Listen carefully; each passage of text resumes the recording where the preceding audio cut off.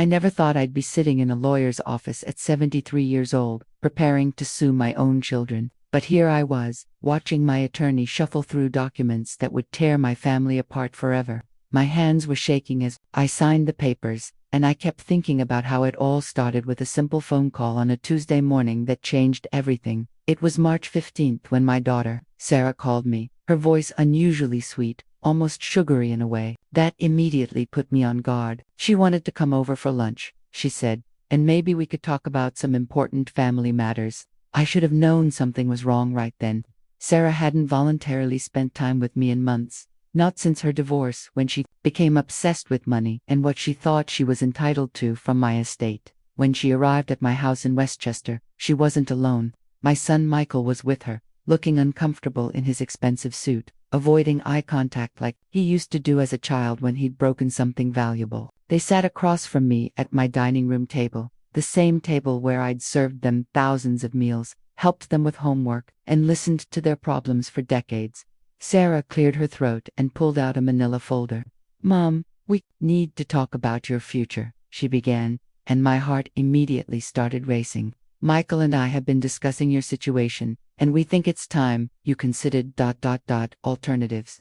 The word alternatives hung in the air like a threat. I asked them what they meant, though deep down, I already knew where this conversation was heading. I'd heard similar stories from friends at the senior center. Stories that always ended badly for the parent. Michael finally spoke up, his voice barely above a whisper.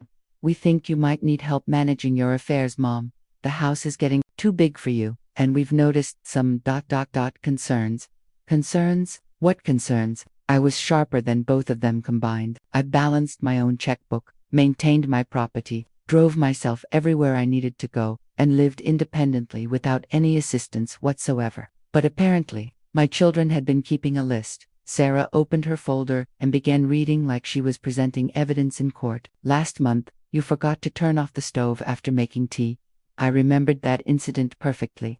I'd been distracted by a phone call from my sister, but I caught my mistake within minutes. "You've been repeating stories," she continued. "Well, yes, sometimes I told the same funny anecdote twice to different people. So did everyone else in the world." The list went on. I'd supposedly gotten confused about what day it was once.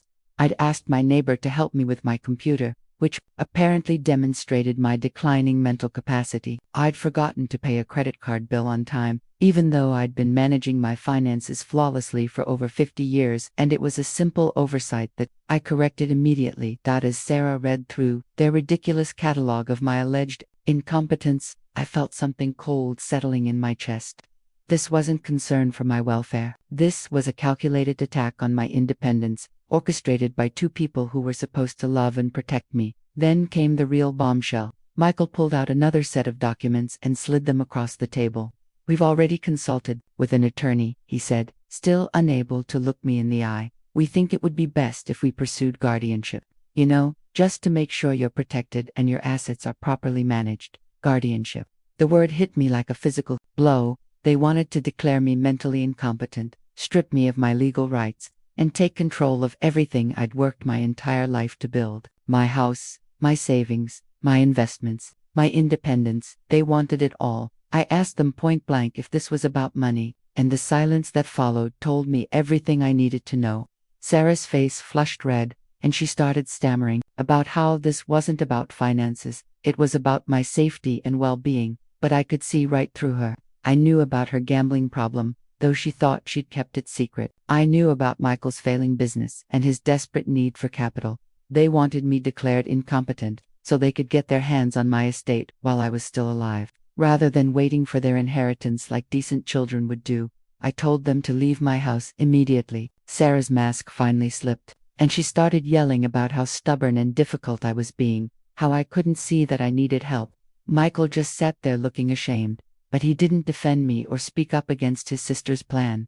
After they left, I sat in my living room for hours, staring at the family photos on my mantelpiece, pictures of birthday parties, graduations, weddings, grandchildren, all the moments that made me believe I'd raised good, loving children who would care for me in my old age, not plot against me. I couldn't sleep that night. I kept thinking about my friend Eleanor, whose son had successfully obtained guardianship over her 2 years ago. She lost her house, her car, her freedom to make any decisions about her own life. She ended up in a nursing home while her son sold everything she owned and burned through her life savings. She died there 8 months later, essentially a prisoner, with no control over her own existence. That wasn't going to be me. I decided that night that if my children wanted a fight, I'd give them one they'd never forget. The next morning, I called my longtime attorney, Robert Morrison, who'd handled my legal affairs for over 20 years. When I explained what my children were planning, the first thing he said was, "Margaret, I'm so sorry. I see this more often than you'd think, and it's always heartbreaking." Robert explained that even if my children's guardianship petition was ultimately unsuccessful, the legal process itself could be devastating. They could freeze my assets during the proceedings, force me to undergo humiliating mental competency evaluations, and drag my reputation through the court system. Even if I won, I'd likely spend tens of thousands of dollars defending myself and endure months of stress and uncertainty. But Robert had another suggestion. "If you're serious about fighting back," he said, "we could consider a different approach entirely. We could sue them, sue my own children." The idea seemed insane at first, but as Robert explained the legal options, it started to make perfect sense. If Sarah and Michael wanted to wage legal warfare against me, I could return the favor with interest. We could pursue a lawsuit for intentional infliction of emotional distress, interference with my contractual relationships, defamation, and several other claims. More importantly, we could seek an injunction preventing them from filing any guardianship petition and demanding they cease their harassment entirely. Robert also suggested something that initially shocked me but gradually began to appeal to my sense of justice. "Margaret, you have the right to change your will at any time. If your children are trying to steal your inheritance while you're alive, maybe it's time to make sure they don't get it after you're gone either." I spent the next week thinking about everything. I walked through my house, looking at all the things I'd accumulated over a lifetime of hard work. My late husband and I had saved every penny, made smart investments, and built something substantial. To leave our children, we'd sacrificed vacations, luxury items, and personal indulgences so that Sarah and Michael would be financially secure after we were gone. But they couldn't even wait for me to die naturally. They wanted to kill me legally, strip me of my dignity and autonomy, and help themselves to my assets like vultures picking at a carcass. During that week, I also did some investigating of my own. I called my bank and discovered that Sarah had already tried to get information about my accounts, claiming she was concerned about my mental state. She'd been told, correctly, that she had no legal right to that information. But the fact that she'd tried made my blood run cold. I talked to my neighbors and learned that Michael had been driving by my house at odd hours, apparently documenting my daily activities. Mrs. Chen next door told me he'd even asked her questions about whether she'd noticed any changes in my behavior lately. They were building a case against me, gathering evidence to support their guardianship petition, treating me like a criminal target rather than their mother. The betrayal cut deeper than anything I'd ever experienced, including my husband's death 5 years earlier. I called Robert and told him to proceed with the lawsuit. We were going to hit them with everything we had. The first step was sending them a cease and desist letter, demanding they stop their surveillance and harassment. The letter also informed them that any attempt to file a guardianship petition would result in immediate legal action for malicious prosecution. Sarah called me within an hour of receiving her letter, screaming into the phone about how I was being manipulated by my lawyer, how I was proving their point about my mental instability. I hung up on her. Michael sent a text message asking if we could talk, but I ignored it. 2 days later, we filed the lawsuit. The local newspaper picked up the story. Local woman sues children over a guardianship threat, and suddenly everyone in my social circle knew what was happening. I was mortified at first, but then I realized the publicity was actually helpful. It exposed my children's scheme and made it clear that I was mentally competent enough to defend myself vigorously. The legal proceedings were intense. My children hired their own attorney, a sleazy-looking man who seemed to specialize in elder abuse cases, probably representing the abusers rather than the victims.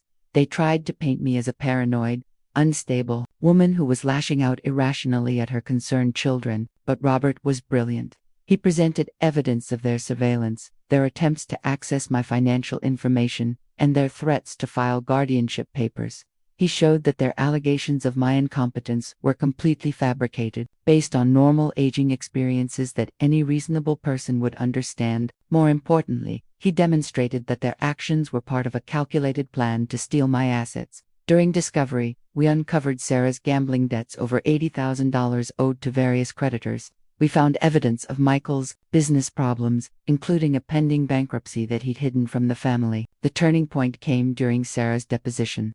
Under oath, she couldn't provide a single concrete example of my alleged mental incompetence that couldn't be easily explained. When asked directly if she believed I was capable of living independently, she admitted that yes, I seemed to be managing fine on my own. When asked why she thought guardianship was necessary, she finally cracked and blurted out, "Because she's wasting money, that should be our inheritance." There it was, the truth, finally spoken aloud. This was never about my welfare or safety. It was about money, pure and simple. They wanted to control my assets because they felt entitled to them, and they were willing to destroy my life to get their hands on my estate.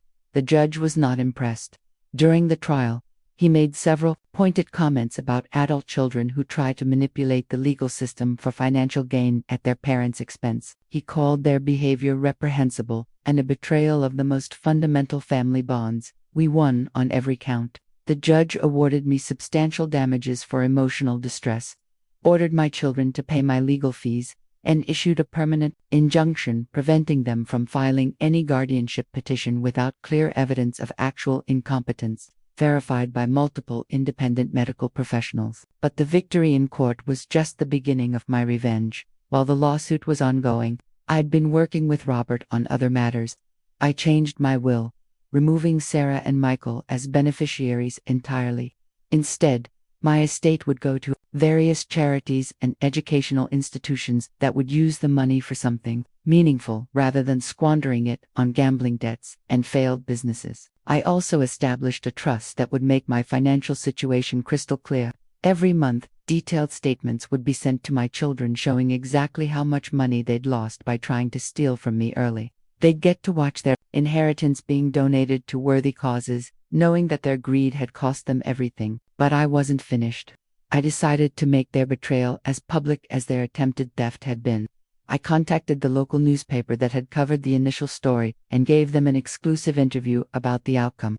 I explained exactly what my children had tried to do, how the legal system had protected me, and what message I hoped other seniors would take from my experience. The story went viral on social media. Local television stations picked it up, and suddenly I was being interviewed about elder abuse and family financial exploitation. I became a spokesperson for senior rights, traveling to speak at conferences and community centers about protecting yourself from predatory adult children. The attention was overwhelming but also empowering. I received hundreds of letters from other seniors who'd faced similar situations, many thanking me for giving them the courage to fight back against their own abusive children.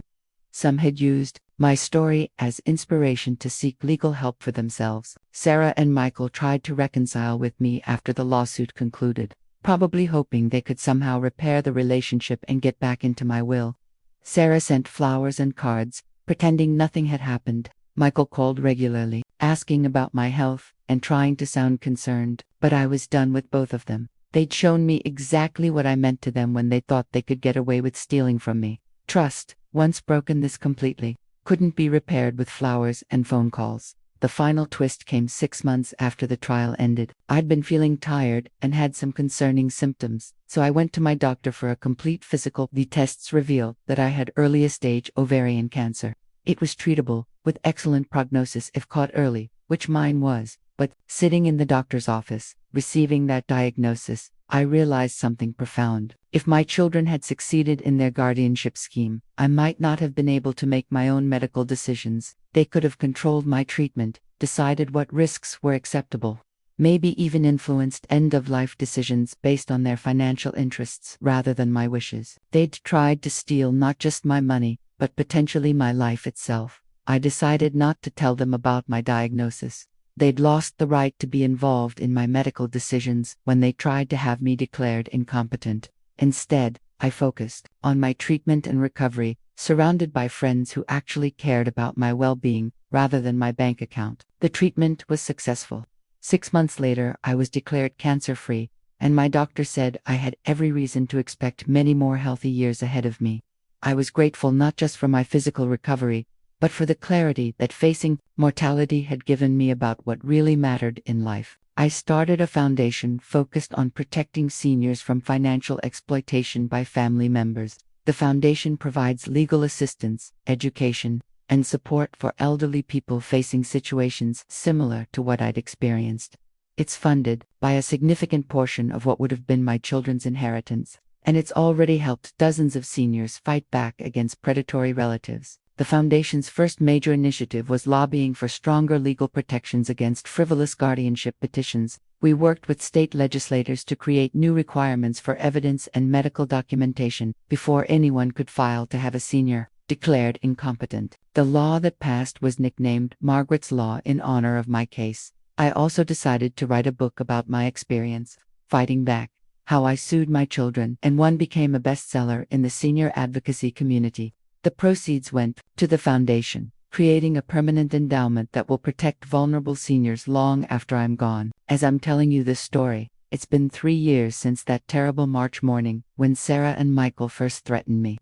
I'm now 76, healthier and more active than I was before any of this started, and absolutely certain that I made the right decisions. I still live in my own home, manage my own affairs, and make my own choices about everything from what to eat for breakfast to how to invest my money. I have a rich social life, meaningful work with the foundation, and the satisfaction of knowing that I stood up for myself when it mattered most. My children and I have no relationship anymore. Sarah stopped trying to contact me about a year ago, after I made it clear that nothing would change my mind about their inheritance. Michael still sends birthday cards, but we don't speak otherwise. Sometimes I feel sad about the loss of those relationships, but then I remember what they were willing to do to me, and the sadness passes. I've learned that family isn't just about blood relations. The people who truly care about you will support your independence and respect your choices, even when they disagree with them. The people who try to control you for their own benefit aren't really family at all, no matter what their birth certificates say. If you're watching this and you're a senior facing pressure from adult children about your finances or living situation, please remember that you have rights. You don't have to give up your independence just because someone claims to know what's best for you. Get legal advice, document everything, and don't be afraid to fight back if necessary. And if you're an adult child watching this, thinking about your aging parents' assets, remember that those assets belong to them, not to you. Your parents spent their entire lives earning and saving that money. They have every right to spend it, give it away, or leave it to whoever they choose. If you truly care about their well-being, support their independence, and respect their decisions. The greatest gift you can give an aging parent isn't trying to manage their life for them. It's letting them know that you love and respect them enough to trust their judgment, even when they're making choices you might not make yourself. I want to end by saying something to other seniors who might be afraid to speak up when their children are overstepping boundaries. Your voice matters, your choices matter, your life is still your own, regardless of your age. And you have every right to protect it from anyone who would try to take control away from you. Don't let anyone convince you that fighting back makes you difficult or ungrateful. Sometimes the most loving thing you can do for your family is to refuse to enable their worst impulses. Sometimes you have to be willing to lose relationships in order to save yourself. I sued my children for everything, and I'd do it again tomorrow if I had to. Because at the end of the day, the only person responsible for protecting your dignity, your independence, and your right to make your own choices is you. If my story resonates with you, please share it with someone who might need to hear it. And remember, it's never too late to stand up for yourself, no matter who's trying to tear you down.